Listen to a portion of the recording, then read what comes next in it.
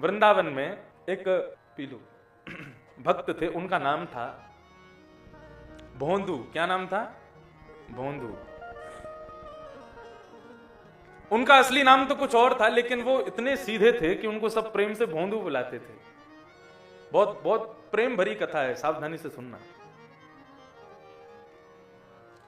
जीव गोस्वामी पाद नाम के एक संत रहते थे।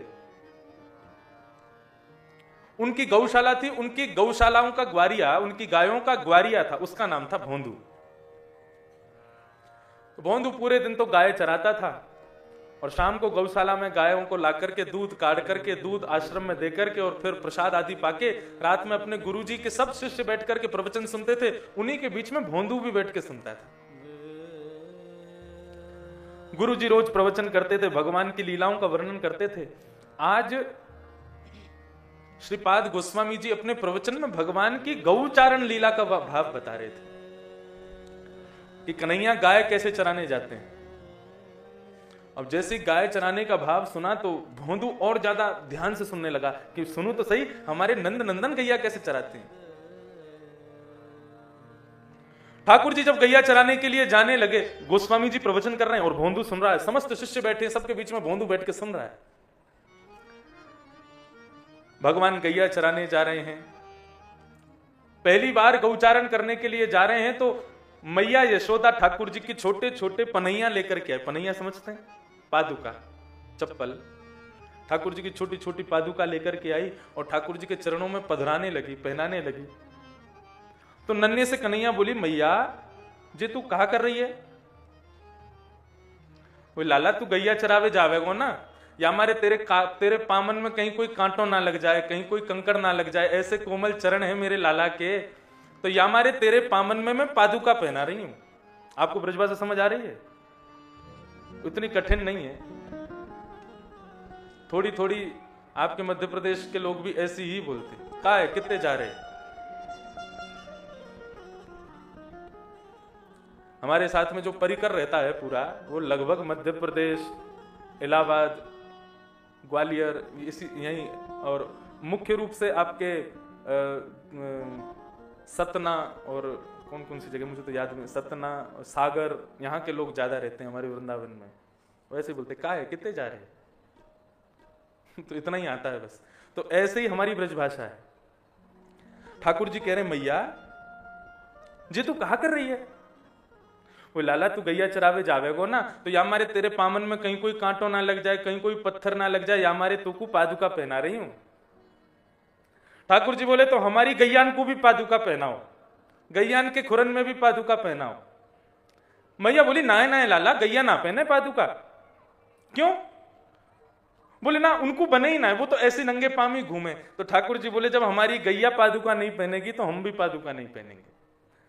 नंगे पाम घूम के आवे फिर कितना बढ़िया दूध दे मैया, ऐसी गैयान को चरावे के काजे में पादुका पहन के जाऊंगा? मैं भी पादुका नहीं पहनूंगा। और ठाकुर जी नंगे पांव गैया चराने के लिए जा रहे हैं। गैया चराते चराते ठाकुर जी जैसे धूप में घूम रहे हैं तो ठाकुर जी के प्रश्वेत के बिंदु, ठाकुर जी के मुख पर पसीने की बिंदुएं छलक रही हैं। और उस समय ठाकुर जी के मुख की सुंदर कांति, ये जो पीछे स्वरूप है ये गौचारण का ही स्वरूप है। ये ठाकुर जी के हाथ में लकुटी लगी है, छड़ी लगी है और ठाकुर जी ऐसे खड़े, मतलब ये किस स्वरूप में है? ये गैया चराते चराते ठाकुर जी थक गए तो खड़े हुए हैं, वो स्वरूप है ठाकुर जी का। तो ठाकुर जी जब चलते हैं तो प्रश्वेत के बिंदु मुखमंडल पर आते हैं, तब ठाकुर जी के मुखमंडल को देख के गैया जोर जोर से उछलती हैं और गायों के चरणों से उड़ने वाली धूल ठाकुर जी के पसीने से जाकर के चिपक जाती है। उस समय का स्वरूप देख करके गोपियां वेणु गीत में एक श्लोक गाती हैं, अद्भुत। कैसा है स्वरूप कन्हैया का? ठाकुर जी के इस मंगल में स्वरूप का वर्णन जैसे ही उस भोंदू ने सुना, उसने अपने गुरुजी से जाके कहा, गुरुजी क्या नंदनंदन सच में गैया चरावे जामे? गुरुजी ने ऐसे ही कह दिया, हाँ क्यों नहीं जाते, जरूर जाते हैं। कहां जाते हैं गैया चराने? बोले नंदनंदन गैया चराने जाते हैं भांडीरवन, यमुना के पल्ली पार, इस पार वृंदावन उस पार भांडीरवन। तो भोंदू ने सोचा कल मैं भी गैया लेकर के वहीं जाऊंगा और हो ना हो मुझको ठाकुर जी वहां मिल जाएंगे। ये बिल्कुल सत्य घटना है। दूसरे दिन भोंदू अपनी गौशाला की समस्त गायों को लेकर के और भांडीर वन की ओर जाने लगा। भांडीर वन जैसे ही पहुंचे, भांडीर वन में सब गाय चल रही हैं और भोंदू इधर उधर देख रहा है, कहीं से मुझको लालजी दिख जाए, कहीं से मुझको कन्हैया दिख जाए, कहीं से मुझको श्याम सुंदर दिख जाए। पूरे भांडीर वन में खोजते खोजते खोजते शाम हो गई, गैयाओं को लेकर के वापस आ गया। अब तो दिन रात उसके मन का संकल्प केवल एक ही है कि भांडीर वन में मुझको ठाकुर जी को गैया चराते हुए देखना है। अब उसके मन की ऐसी निश्चल भक्ति को देख करके श्री राधा रमन लाल जी से रुका नहीं गया। आज जैसे ही भांडीर वन में भोंदू गया और जाकर के गैया चराने लगा, तो गैया चरा करके थोड़ी देर खोज करके अपना झोला खोल करके और रोटी जैसे ही पाने लगा, प्रसाद पाने लगा, इतने में ही क्या देखता है, दूर से कहीं गायों का समूह, विशाल सींग वाली गाय, बड़े बड़े कोठे उनके, विशाल तगड़ी गायों को, सांवली सलोनी गायों को देख करके, भौरी गायों को देख करके, धोरी गायों को देख करके मन बड़ा प्रसन्न हो गया। और तभी भोंदू क्या देखता है, उन समस्त गायों के मध्य में, गौवंश के मध्य में, सांवरे सलोने पीतांबरी पहने हुए, मोर मुकुट धारण के हुए, सुंदर अलकावलियां जिनकी सुंदर लहरा रही हैं, ऐसे कटाक्ष नेत्रों के साथ में, सांवरी सलोनी सूरत के साथ में श्री ठाकुर जी उसकी ओर आ रहे हैं, श्याम सुंदर उसकी ओर आ रहे। ठाकुर जी के मुखमंडल को देख करके भोंदू के नेत्र सजल हो गए। अपना भोजन पानी छोड़ा, दौड़ करके गया, मुंह में अभी एक ग्रास लगा हुआ, एक तरफ से मुंह फूला हुआ उसका, और खाता खाता गया, भगवान को जाकर के प्रणाम किया। बोले आपका परिचय, आप जरूर नंद नंदन श्याम सुंदर हो ना? ठाकुर जी बोले हाँ हम नंद नंदन हैं। तुम कौन हो? बोले मेरा नाम तो कछु और है, लेकिन प्रेम से सब लोग मुंह को भोंदू बुलावे। अच्छा, ये मुंह में क्या लगा है तुम्हारे? बोले कछु ना, अपने काजे रोटी लायो तो रोटी सब्जी खा रहा हूं। तो ठाकुर जी बोले हमको भी पवाओ, हमको भी भूख लग रही है। अब तो भगवान उसी भोंदू के साथ बैठ करके उसी के झोला में से रोटी निकाल करके उसी के संग पा रहे हैं, खूब आनंद कर रहे हैं। अब मित्रता हो गई भगवान की। 2 रोटी पाने के बाद में भोंदू से बोले लाओ और रोटी दो। भोंदू बोला रोटी तो खत्म। बोले हमको तो भूख लगी है। बोले ठाकुर जी अब आज तो इतना ही है, कल से मैं ज्यादा ले आऊंगा। बोले ठीक है, तो याद रखियो कल से ज्यादा लेके आइयो। बोले हाँ बिल्कुल लेके आऊंगा।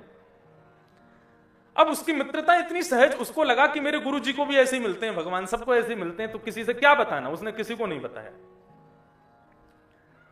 अब तो दूसरे दिन और सामग्री लेकर के पहुंचा, ठाकुर जी को पवाता, स्वयं पाता। ठाकुर जी बोलते हमको और भूख लग रही है, कल से और सामग्री लाओ। आज भोंदू गैया चराने गया तो आश्रम की रसोई में जाकर के महाराज खूब सारी सामग्री इकट्ठा करने लगा। लोगों ने कहा भाई भोंदू तू इतना सामग्री कहां ले जा रहा है? बोले अरे मेरे ठाकुर जी आमे बेचारे भूखे रह जाए, मैं उनको खवाऊंगा। सब ने जाकर के जीव गोस्वामी पाद से शिकायत कर दी। बोले भोंदू इतना सारा सामग्री ले जाता है रसोई घर से, आपको देखना चाहिए, पूछना चाहिए कहां ले जाता है, क्या करता है। तो जीव गोस्वामी जी जाकर के बोले भोंदू तो इतनी सारी सामग्री क्यों ले जाते हो? अकेले खाने वाले तुम इतनी सामग्री का क्या करोगे? तो उसने कहा बोले गुरुजी मैं आपको बताया नहीं है, नंद नंदन श्याम सुंदर वहां पर अपनी गैया चरावे आमे और रोज मेरे संग भोजन करें, लेकिन रोज भूखे रह जाएं। या हमारे आज मैं खूब सारी सामग्री ले जा रहा हूं ताकि वे भूखे ना रहें। भोंदू के मुख से निकले हुए इन शब्दों को सुनकर के गुरुजी को लगा कि ये झूठ नहीं बोल सकता। कोई और बोले तो मुझे विश्वास नहीं होगा, लेकिन भोंदू ये कभी झूठ नहीं बोल सकता। गुरुजी ने कहा भोंदू तुम नंद नंदन से कहो ना कि वो हमारे आश्रम आवे और यहां आकर के प्रसाद पावे। और गुरुजी के आमंत्रण को सुनकर भोंदू बड़ा प्रसन्न हो गया। बोले अरे गुरुजी वो तो मेरे सखा हैं, मैं आज ही जाकर के उनसे कह दूंगा और कल ही उनको लेकर के आऊंगा, आप चिंता मत करो। बिल्कुल। भोंदू जैसे ही वन में पहुंचा, ठाकुर जी अपनी गैया लेकर के वहीं पहुंचे, गाय चरने लगी। भोंदू ने तुरंत अपनी पोटली खोल करके ठाकुर जी को रोटी सब्जी आदि जो भी सामग्री ले गया सब दे दी। बोले लो पाओ प्रभु। ठाकुर जी के वन भोज का इतना सुंदर वर्णन है भागवत में। ठाकुर जी कैसे वन भोज करते हैं, अपनी उंगलियों के बीच में अलग अलग अचार लगते हैं, बीच में अपनी हस्त के बीच में चटनी रखते हैं और एक हाथ में रोटी की पुंगी बना लेते हैं, ऐसे गोल गोल रोल बना लेते हैं और फिर एक अचार चाटते हैं, फिर रोटी खाते हैं, फिर चटनी चाटते हैं, फिर रोटी खाते हैं। ये ठाकुर जी के स्वरूप का वर्णन भागवत में है। तो वन भोज ठाकुर जी को बड़ा प्रिय है। तो ठाकुर जी जैसे वन भोज पाने लगे तो भोंदू ने कहा नंद नंदन श्याम सुंदर। बोले हाँ बोलो भोंदू। बोले हमारे गुरुजी ने आपको याद किया है, कल आप अपने समस्त गाय ग्वालन के संग में हमारे साथ गुरुजी के आश्रम चलो ना, हमारे गुरुजी ने आपको बुलाया है। ठाकुर जी बोले देख तो से हमारी मित्रता है, तू हमारो मित्र है, तेरो गुरुजी हमारो मित्र ना है, हम नहीं जाएंगे आश्रम। मना कर दियो अपने गुरुजी को, हम यहीं पामेंगे, यहीं तेरे संग पाके यहीं से अपने घर चले जाएंगे। भोंदू चरण पकड़ने लगो, बोले मेरे गुरुजी ने बुलाया, मना मत करो ना, चलो ना मेरे संग। अरे मैं तो आपको जानता ही ना हो, मोकू तो आपके स्वरूप को वर्णन मेरे गुरुजी ने कियो, मेरे गुरुजी बुला रहे हैं, चलो ना। ठाकुर जी बोले देख तू कछू के हम सब करेंगे, लेकिन अपने अलावा कोई और से मिलवे की कहेगो तो हम नहीं करेंगे, चाहे तेरे गुरुजी क्यों ना हो। भोंदू को गुस्सा आया, बोले नहीं चलोगे मेरे संग? बोले बिल्कुल नहीं जाएंगे। ठीक है, पोटली बांधने लगा और भगवान के हाथ में जो रोटी थी वो भी छीन ली। बोले दो इसको यहाँ पे, जाओ कल से हमारे पास मत आना, अपना अलग खाना, अपना अलग घूमना, और अपनी गैयाओं को भी यहां मत लेके आना, ये मेरा क्षेत्र है। इतना नाराज हो गया। और भोंदू बेचारा सीधा, उसकी अकिंचन भक्ति, उसकी निष्कपट भक्ति, उसको क्या पता भगवान से कैसा व्यवहार करते हैं। भगवान के हाथ से खाई हुई रोटी भी छीन ली उसने, और पोटली बांध करके अपनी गायों को इकट्ठा करके पोटली कंधे पर रख करके, और फिर कहता है आखिरी बार पूछ रहा हूं, मेरे गुरुजी के पास चलोगे कि नहीं? भगवान बोले हम नहीं जाएंगे। तो ठीक है, तो फिर रहो यहीं पे, और आज के बाद हमसे मिलना नहीं, कभी अपना मुख मत दिखाना हमको। और अपनी गैयाओं को समेट करके जैसे ही भोंदू वहां से, जैसे जैसे पग आगे बढ़ रहा है, ठाकुर जी की उतनी व्याकुलता बढ़ती जा रही है। जब तक भोंदू दिख रहा था तब तक तो ठाकुर जी ने कुछ नहीं कहा, लेकिन जैसे ही भोंदू दूर चला गया और दिखना बंद हुआ, श्री राधा रमण जी के नेत्र सजल हो गए। दौड़े हैं अपने स्थान से उठ करके, और दौड़ करके जाके भोंदू को उसका मार्ग रोक लिया, और रोक करके उसके सामने खड़े हो गए। बोले भोंदू तू जो कहेगो सो करेंगे, लेकिन तू हमको छोड़ के मत जा। भोंदू बोलो मुझको एक ही बात बताओ, मेरे गुरुजी से मिलोगे कि नहीं मिलोगे? बोले बिल्कुल मिलेंगे, जरूर मिलेंगे, लेकिन तू हमसे दूर मत जावे। भोंदू ने ठाकुर जी को अपने हृदय से लगाया, और जिस प्रकार दो मित्र एक दूसरे के गले में गलवैयां डालते हैं, ऐसे ही हमारे नंद नंदन श्याम सुंदर श्री राधा रमन लाल, असली घटना है, ज्यादा नहीं 300-400 वर्ष पुरानी घटना है। वृंदावन के क्षेत्र में उस भोंदू बेचारा अनपढ़ गंवार ग्वारिया, उसके कंधे में गलवैयां डाल करके श्री नंद नंदन उन जीव गोस्वामी के आश्रम पधारे और आकर के उनको दर्शन दिया। इसको कहते हैं निष्कपट निश्चल भक्ति। ये भगवान को अति प्रिय है। श्रीमद् भागवत के कपिल विभूति संवाद में 4 प्रकार की भक्ति बताई जाती है। जब विषय आएगा तब मैं बताऊंगा वो 4 भक्ति कौन कौन सी और भगवान को कौन सी प्रिय है। अब विषय उठाए तो अभी बता देते हैं। उत्तम, मध्यम, अधम और कनिष्ठ, ये 4 प्रकार की भक्ति भगवान कपिल देवहूति माता को श्रीमद् भागवत के 3 स्कंद में, जिसको श्रीमद् भागवत का सांख्य शास्त्र कहा जाता है, श्रीमद् भागवत का दर्शन शास्त्र, वहां पर भगवान कपिल देवहूति माता को ज्ञान उपदेश कर रहे हैं और उसी समय में भगवान 4 प्रकार की भक्ति का वर्णन करते हैं। बहुत सावधानी से सुनिएगा और आपकी भक्ति इनमें से कौन सी है खुद समझ लीजिएगा, और भगवान को कौन सी प्रिय है उसको समझ करके अब उस भक्ति से हमको वहां तक पहुंचना है, ये आप हिसाब लगाइएगा। देवहूति माता के पूछने पर उन्हीं के पुत्र भगवान कपिल अपनी मां को उपदेश करते हुए अपने वैष्णव भक्तों के 4 गुण और 4 प्रकार की भक्ति बता रहे हैं। अधम भक्ति कौन सी है? सबसे लोअर क्वालिटी की। भगवान कपिल कह रहे हैं, अभिसंधाय यो हिंसा दंभं मात्सर्यमेव वा संरंभी भिन्न दुग्धावं मयि कुर्यात् स तामस। तामसी भक्ति कौन सी है? तो भगवान कपिल कह रहे हैं, अभिसंधाय यो हिंसाम दंभम मात्सर्यमेव वा। मेरे नित्य दर्शन करने के बाद भी, मेरी नित्य कथा सुनने के बाद भी, मेरे नित्य संत वैष्णव भक्तों का संग करने के बाद भी जिस व्यक्ति के हृदय में दूसरे के प्रति हिंसा का भाव प्रकट होता है, दूसरे के प्रति ईर्ष्या का भाव प्रकट होता है, दूसरे के प्रति मात्सर्य दोष प्रकट होता है, ऐसा व्यक्ति मैया वो तामसी भक्त है, वो मुझको प्रिय नहीं है।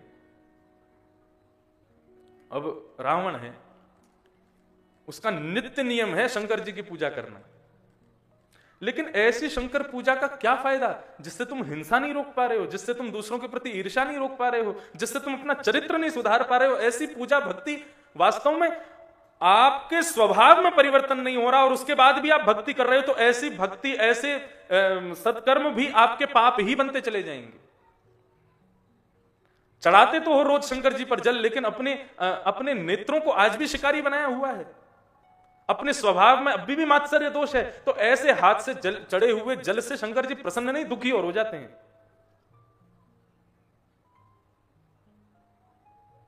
इसको कहते हैं तामसी भक्ति।